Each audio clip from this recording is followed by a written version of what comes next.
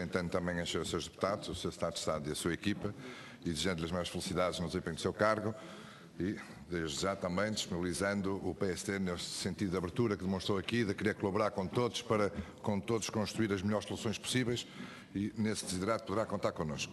O Sr. Secretário de Estado começou por falar do desporto, nós também vamos iniciar esta primeira intervenção focando nesse tema, reportando-nos a uma questão muito concreta, uma vez que nós em abril fomos surpreendidos, o país foi surpreendido, com o fecho do laboratório de análise antidoping, um dos 34 laboratórios reconhecidos internacionalmente que fechou.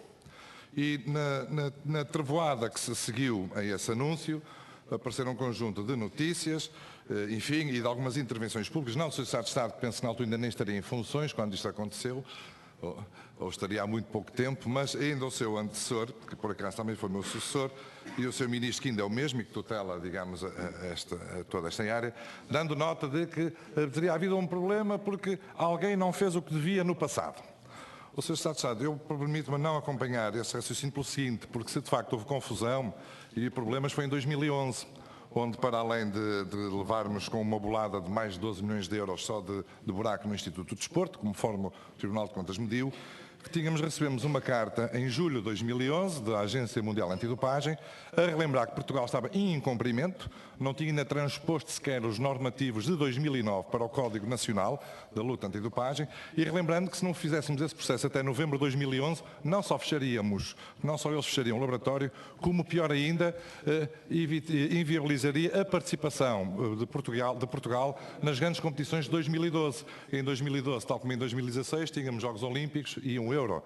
E por isso, na altura, não se ouviu grandes alaridos, o que se ouviu foi uma vontade de resolver os problemas. E nós entramos em contacto com a Agência Mundial Antidopagem e, através de um diálogo frutuoso, conseguimos esticar este prazo até 2012 e, em 2012, esta Assembleia aprovou as alterações ao Código Mundial Antidopagem, vertendo-os para os normativos nacionais. Curiosamente, com o voto contra do Partido Socialista, mas com a abstenção dos demais partidos e os votos favoráveis do CDS e do PST. O mesmo em 2014, quando novas alterações do Código Mundial Antidopagem, voltamos a ter que fazer a adaptação e, mais uma vez, o Partido Socialista não nos acompanhou, mas, enfim, é um problema que nos ultrapassa. Mas por isso dizer que, em 2011, nada disto foi reportado ao Governo que então tomou posse. Porque numa reunião de transição de dossiês, demorou 10 minutos, onde foi entregue uma página A4, não se fez qualquer referência aos problemas que existiam no laboratório. O que não aconteceu em 2015, porque com o seu antecessor nós tivemos 7 horas de reunião, Sr. Secretário de Estado. Foram 2 reuniões, uma de 1h30 e outra de 5h30, onde foi explicado, tintim por tintim, até porque havia essa necessidade pelo enorme desconhecimento que existia, relativamente a muitas matérias, onde foram entregues 2 documentos essenciais, da Administração Pública Desportiva e da Juventude, o IPDJ, que entregou ao então Secretário de Estado, em agosto de 2015, aquilo que seriam as necessidades para 2016, da mesma forma que a Coordenação Científica entregou um documento no início de 2011 com outros tipos de necessidades para o laboratório.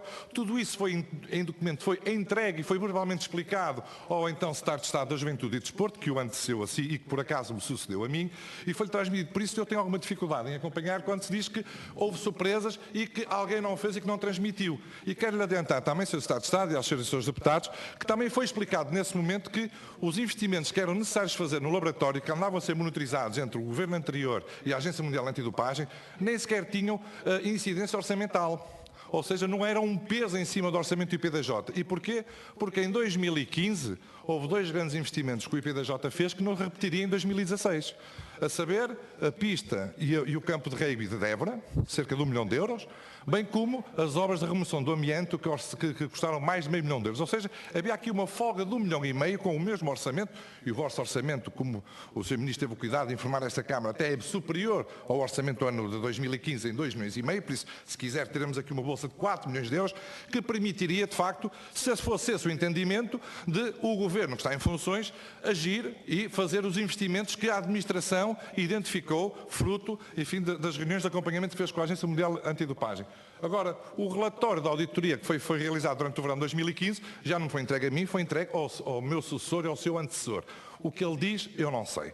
O que eu, de facto, o que eu sei é que os meses passaram, não houve nenhuma ação, não houve nenhuma concretização daquilo que se quer que era o que estava estabelecido e que era solicitado, quer pelo laboratório, quer pela ADOP, quer pelo IPDJ, e o laboratório fechou. O laboratório fechou, está suspenso durante 6 meses e por isso, quer dizer, acho que as inações de uns não podem responsabilizar as ações de outros e foi isto que sucedeu. E por isso acho que neste momento o que é importante é percebermos se de facto estão-se a tomar as medidas para que o laboratório reabra dentro de 4 meses, uma vez 2 meses já passaram. Até porque nas plataformas eletrónicas não vemos a abertura de concursos para a aquisição dos equipamentos que fazem falta, nem sequer, e por isso temos alguma dificuldade em verificar se as coisas estão a andar ou não.